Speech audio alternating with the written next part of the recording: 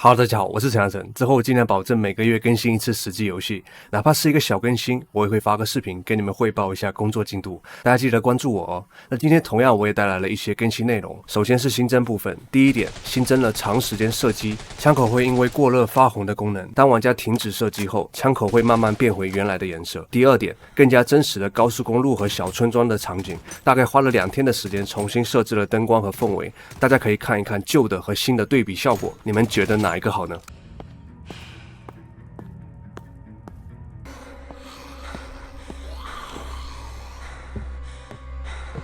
第三点，新增了加强版的小地图。原本迷雾地图左下角会有一个小地图，但是用处不大，玩家寻找目的地靠它基本不行。加上原本根据坐标来找目的地的这个方法被很多的玩家吐槽，所以这一次我做了一个加强版的小地图，真正发挥了小地图的作用，能显示更多的内容，并把原来的坐标提示的功能全部废弃，让游戏体验更好一点。接下来我们详细说一说这次新的小地图的变化。第一点，地图上会实时显示补给点和任务点的图标位置，未出现的位置，它的图标会显示在小地图的边缘，用来提示玩家这个方向有什么东西。举个例子，在迷雾地图中，一开始我们打开小地图，虽然幸存者营地还没有出现在地图上，但是可以提前的看到营地的图标方向，顺着这个方向走就能找到营地，不用再像之前一样对着坐标去找位置了，游玩的体验会增强不少。觉得现在这样好的朋友可以弹幕上面打个1，觉得原来好的可以打个2。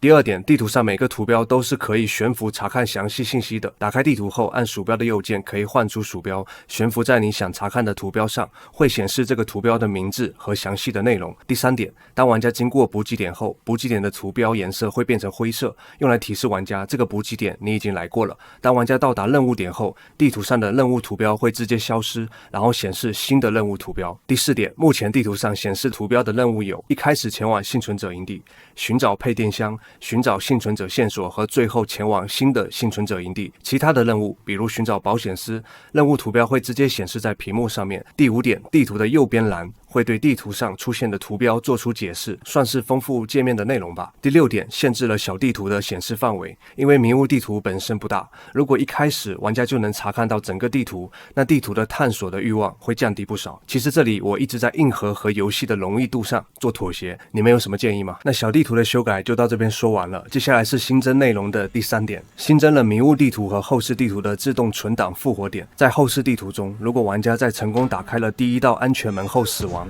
重新开始游戏就会直接从这个任务继续。在迷雾地图中，几乎每个任务都会有存档复活点，我非常能够理解你们玩到一半死亡之后还要从头开始玩的感觉了，所以增加了这个功能，希望你们能够有一个更好的游玩体验。第4点，新增了墙体边缘射击检测功能，当武器被物体挡住或枪口发出的子弹无法击中屏幕的中心的时候，准星会出现一个红色的叉叉，用来提示玩家你发射的位置可能无法击中目标。第5点，新增了后视地图密码器上的血字的提示，非常感谢好几位玩家的建议。现在不仅会把正确的密码的按钮变成光滑高亮的材质，还会加上血字的提示，让正确的密码的提示能够更加明显。那血字的颜色越深，就是要越先按的。第6点，新增了主界面遇到 bug 解决方案的提示，当你们游戏遇到 bug 的时候，记得查看主界面屏幕的右上角。第7点，重新制作了后视地图中女研究员的配音，现在会稍微的自然一点，你们可以感受一下。我为什么要帮你？